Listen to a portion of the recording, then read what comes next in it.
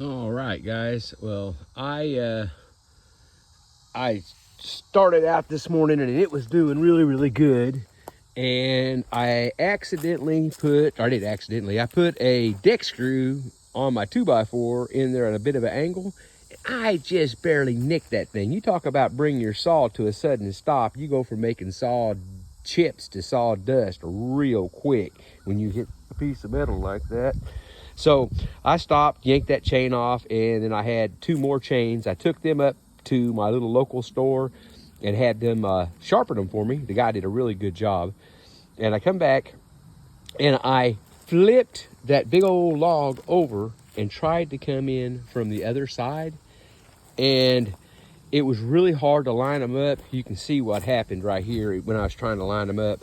I got this one pretty good, and this one and this one. But when I tried to make this cut, and I knew it wasn't going to work the way I wanted it to. So I went back and I cut it. All four of these were already cut, and I just cut it off like this and just took those slabs out.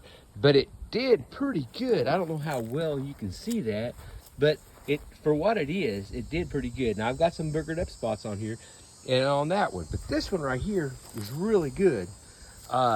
You know, it won't take but just a little bit. I can run that through my plane and bring that down after it dries some. But what I'm going to do tomorrow is I'm going to come out here with some 2x4s and some more deck screws. I'm just going to really pay attention, and I'm going to try to cut this into probably 4 or 5 pieces. And then you can see where I wish I hadn't done that now, but you can see where I made my lines on this from the other side to try to match them. This is where I was trying to match it on the other side, and it just did not work the way I wanted it to. But I'm going to try to cut this and try to get me at least 2 good boards out of this one, and I'm going to try to get maybe one more big board out of this one. You can see how I just broke it off there. That's why it's a jagged edge. I just took a crowbar and just snapped it off. And then this one, I'm going to try to make 2, maybe 4 benches out of this one is what I'm going to try to do. I'm going to cut it in half long ways and then cut it into probably 3 pieces, and try, like I said, try to make some benches out of it. Maybe use total boat on them or something like that. I really haven't decided yet.